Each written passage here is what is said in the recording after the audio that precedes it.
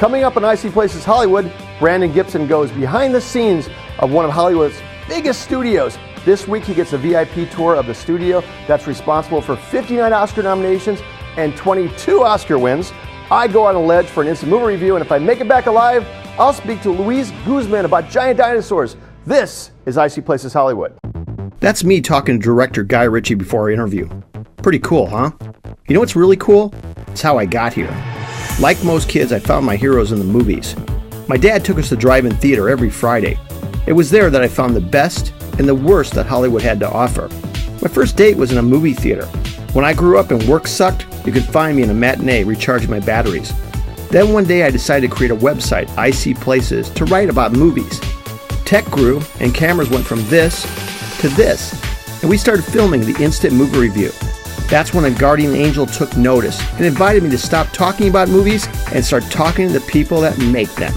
And that's how I ended up here in the movie capital of the world. I'm Steve Samblis, and this is my show. Welcome to IC Places Hollywood.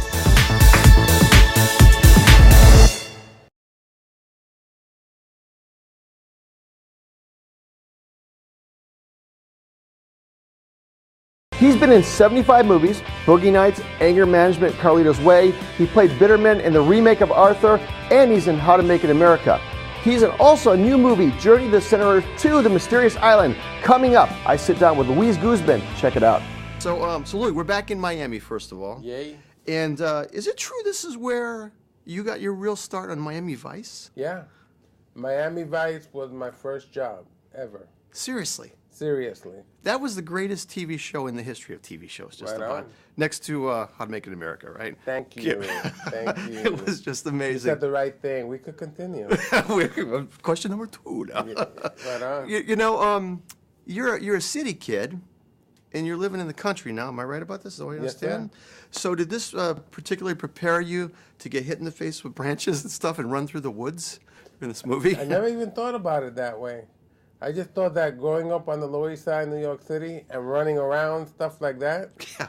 I thought that was good enough. But good observation. You know, the other thing, too, is I just got to think when you saw the script and you're reading, like, the notes and telling you what your character is doing. Mm-hmm. It's like, how do you say your character's name? Gabato. The Gabato. So it's like Gabato is running, and you turn like 3 pages later, Gabato is still running. Right. And 3 more pages, now you're covered in poop, and you're running, and now you're on a bee. Is that? Yeah. It was like the most physical thing you ever done, wasn't it? It was pretty physical. Again, you know, you're running through the jungle, you're running into this vast unknown, and getting pooped on and falling into an egg, and you know, I got to look at the upside of it. The upside, okay. All that stuff was good for my skin. And the sand was exfoliating, right? Yes, it was. But was it just me? Or were you kind of the only guy getting pooped on and getting egg juice and sand all over you? I had to represent those people that get pooped on and yoked on. I was the lone representative, and I'm happy to say that I'm here today. I survived it all. My skin looks good, nice, it's shiny, yeah. really nice, and yeah. I know you're in a movie, and I know it's always going to be money. If Carlito's Way, traffic, fighting. But, you know, there's dramatic stuff. But then you got, like, Anger Management and Waiting in this hilarious movie. Phil, you have one of those areas that you're best in. Do you like more comedy? Do you like drama? Or where do you think where do you think you are? I just consider myself to be a good actor. Mm-hmm. You know, I love comedy. I love drama. I guess, you know, my whole approach to it is I just put myself into whatever situation it is, and I just go with it. Mm-hmm. I don't look to be funny. I kind of allow the situation to create the comedy, and I just kind of blend into that. And the same thing goes with, you know, when I do drama and stuff like that. It's like, you know what, I just blend myself into that situation, be a badass or whatever it is. Yeah. So you don't try to be dramatic. You don't try to be funny. You just do the thing, and it takes you. I just do the thing. I just get into the whole situation, the circumstance, and it's like, really, what would you do if you had a 60-foot iguana chasing you? you run like hell. You'd poop your pants. You poop in your pants, you know? You know, what happens if you fall into an egg and there's like a little lizard in there? I'm getting the hell out of there. You know? And I'm just saying, all those situations create the comedy. Right. You know, this is a movie that it just surprised me so much because visually, it was like Avatar visually, just really beautifully done. You know, I didn't feel like there was like a lead actor in this one. You guys all carried this movie so much, and each one of you was so important. The Rock, I think that Dwayne was the best I've ever seen him. You're the funniest I've ever seen you. Michael Caine just flowed right into it. Mm-hmm. Did you, when you were filming this, did you feel?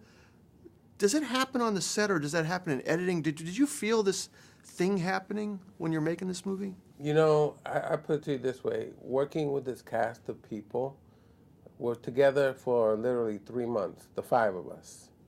And we just really grew on each other and had such a good time with each other and kind of goofing around with each other and stuff and having really good conversation. Mm-hmm. And it shows. It shows on film. We just really supported each other so well. And again, it was a really good mesh. Yeah. You know, I tell you what, we all enjoyed every day. Man, the chemistry it was just electric. You felt it. Yeah. You really felt it. Yeah. This movie's gonna be a game changer because people are gonna want to do more. This is one where 3D for me paid off. Right on. You know, a lot of times they make them in 3D, and I'm like, why am I watching this in 3D? This one had to be in 3D. Yeah. It really absolutely had to. Well, I mean, it was beautiful. The sets were built beautifully. You know, all the colors, everything comes across so vivid and stuff like that. You know, you're right. You got to see this movie in 3D because without saying, I've seen a couple of movies in 3D. Halfway through the movie, I just take off the glasses. Right. This is a blur. You know, I'll pay for you to not do it in 3D. Yeah. On the other ones. Yeah, this was just amazing. No, it's really, and you know what? I have to give so much credit to the director, Brad Payton. Yeah. The young guy, you know, he had this iPad. Yeah. He would show us what the scenes would look like in animation. Oh, okay. So, because, you know, you got a green screen, you got a little tennis ball that's a 60-foot iguana. Yeah. And it was so great in the sense that visually, when you could see something and how it plays out, that helps your performance.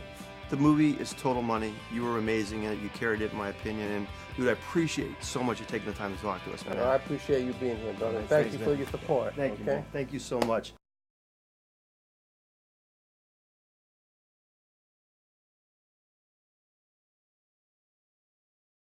Not to give anything away, guys, but if this movie sucked, you could turn off the volume and just watch Genesis Rodriguez. Coming up, our instant movie review of Man on a Ledge. All right, careful.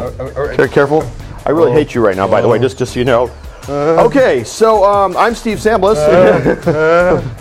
And I'm Bradley Damon. And this is our Icy Places instant movie review of Men on the Ledge. Or actually, Men on a Ledge. Men on a Ledge, yeah. Is it surprisingly not windy up here? Did you notice? You know, I noticed a lot of things that were, he ate a sandwich very comfortably. On the ledge, just sat there. There was a lot of very comfortable on the ledge here, so which I am not. Yeah, this is really high up. We thought for effect we would do this on top of the ledge, and I'm not a height guy. I'm not a big height guy. Actually, I have no problem with it. Look at me. Dude, well, you're very brave, aren't you? Yes, I am. Don't do that, you're scaring me. Oh! So anyhow, mostly top of our head in this particular movie review. All right, Brad, what did you think about the movie? You know what? Really? It was okay. Oh, dude. Okay, It was okay. It was fine. It was a good movie. I would prefer to watch it at home on my 73-inch TV. You know, but I got to tell you what, though. If the only reason you watch it, Genesis Rodriguez. I love her. My she God. should be on the big screen. Watch it, Steve. Careful. Little bird. Anyway, she was the best part about the movie. Oh, my. Dude, guys, one of the hottest girls in Hollywood. My God. You're going to see a lot of her. I hope we'll see a lot of her. We saw a lot of her in that movie. Yeah. And by the way, let me ask you a question. Was there any reason for her to completely stripped? Careful, you're careful. Oh, it's okay. Okay. Was there any reason for her to be completely stripped down? Yes, there was, so we could actually enjoy the movie more. a little That's bit more. right. It has You know what I everything mean? a movie really needs, actually. I mean, it should have been called Man in a Phone Booth, but unfortunately they had to rate it. Phone booths are out of season now. And one of my partners, Sean Edwards, interviewed Sam Worthington for the movie, and he was like, careful. Yeah, there's no breeze up here. It's Florida. It's humid and it's not breezy. Here, let me- 21 stories up. There we go. So, so Sean interviewed Sam Worthington, and Sam was like saying, "Well, I thought the movie was going to suck." Yeah. Because he interviewed. Sam said, "Well, I thought of Phone Booth with Colin Farrell." Why would you make that correlation? I mean, why? Because the phone booth sucked. And the funny thing about phone booth, it was like the last phone booth in New York. Because there are no more phone booths. So I was like, we got to make it now, guys. But it was a big ledge, though. Yeah. It was a big ledge. Okay, let me ask you a question. Why was that ledge so inviting? Well, so he could skip. Like this one. I mean, So look he at could eat sandwiches off of it, so he could do the can. We could run on that thing. So anyhow, I thought it was a great movie because of Genesis Rodriguez. Yeah, she made it good. Yes. I thought it was okay. I thought it was just your typical kind of like, it was very predictable, if you ask me. I thought it was very predictable. I didn't care. Genesis Rodriguez. That's all that matters That's about all this movie. Nothing else matters, guys. Yeah. And it wasn't. I thought she was the chick from Fast, But it wasn't Furious. her. It wasn't her. It wasn't her, but she was better But looking. she should have been. So we're gonna rate the movie. Yeah. We're gonna rate the movie, and one being kill yourself rather than watch it, and 5, what if 5 being jubilate. Because of Genesis Rodriguez, I'm giving it a 5. I'm good. Well, I'm going to be more liberal, and I'm going to judge it on the fact that you probably should wait and see it at home. I'm giving it a 3. Even though I give her a 5, I give the movie a 3. She was hot. It was okay. Predictable. Yeah, stay at home. Save your $11. And if Okay, it was in well, 3D, well save your being 15. that I'm editing this, we're going to give it a 5. And we're going to show a trailer. Yay. We're going to show a trailer. Of her. That means I'm Steve Samblis. And I'm Bradley Damon. And we'll see you. When we get off the ledge. Yes, we're actually going to go this way. Okay, ready? Move that way. We're good.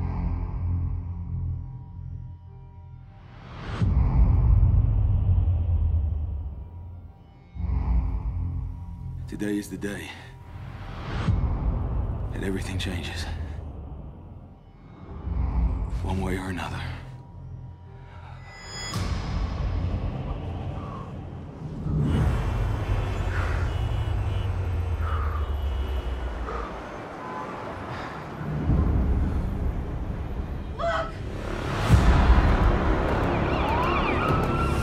Breaking news. The eyes of the city are riveted. 20 stories up on the man on the ledge. Nick Cassidy, an escaped convict. The guy that stole the diamond off David Englander? A $40 million diamond. The whole world knows who you are now, Nick. David Englander set me up. You need to come in. I'm ready to die. And it's important that you understand that. Hey, Nick. Hey, you see me? It's your show, bro. Let's make it rain. Okay, Joey, you know what to do. Don't worry. Everyone's looking at me. Nick, we're in. Help me understand what's going on. How far would you go to take down a man that stole everything from you? The plan is to prove that I'm innocent. The Monarch Diamond never left his hands. Nick, we got a problem here. Find them. This is my retrial. Time is running out here, Nick. I need you to believe me. Gentlemen, you are go for takedown. What if he didn't do it? What if he's innocent? He's playing you. This is my negotiation. Nick, we need more time. Don't move! Stay where you are! You want me to trust you? Tell me it's done. I am an innocent man!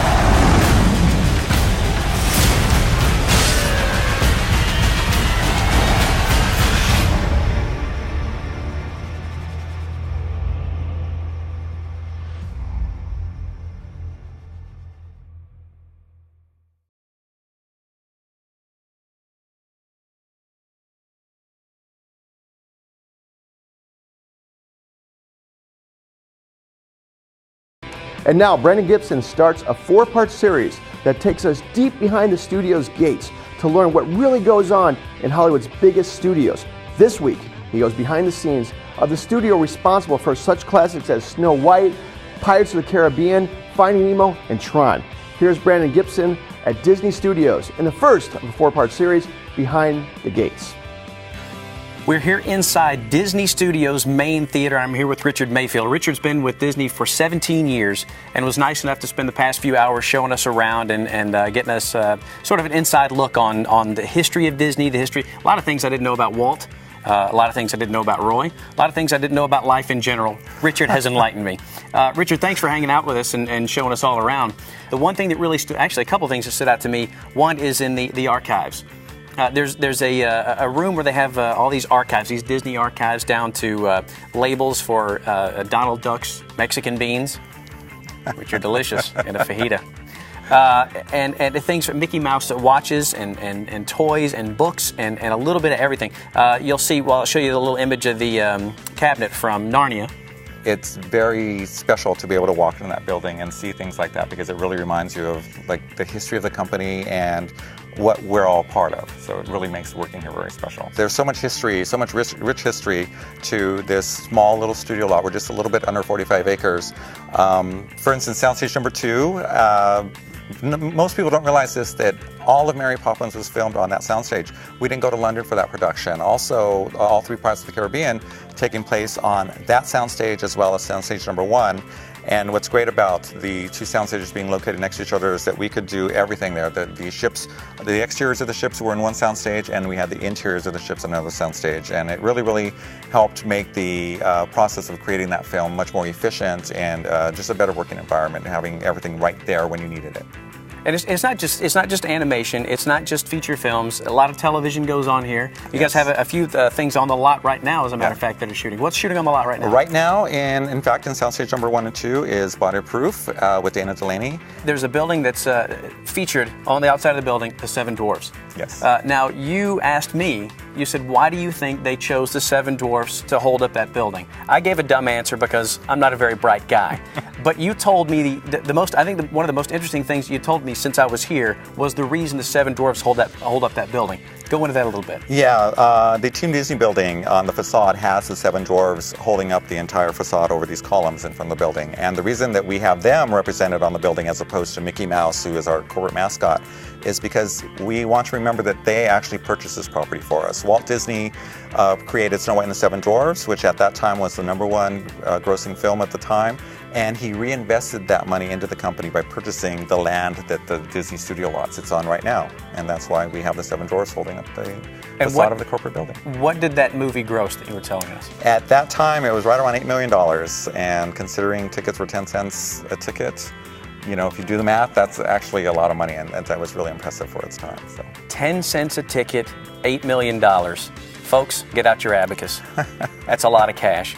The other cool thing that you showed us, and we'll show you a picture of this, is the multi-level, I forget what you called it, but the camera that shoots on multiplane. Yeah, that's it. The multiplane camera. That's actually one of my favorite things on the studio lot. That earned us our first Academy Award. It's a very special camera.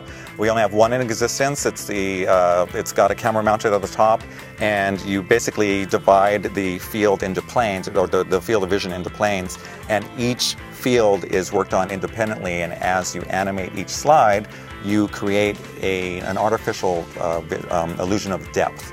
And it was groundbreaking for its time, and that's why we won an Oscar for its creation. Richard, thank you so much for giving us the tour around. It's by the way, you can't just, not anyone can just come into Disney and get a tour. So I thank you for taking the time out and showing us around and teaching us some stuff, because you learn something every day, and if you don't, then you end up like Steve Samlis. All right, back to you guys.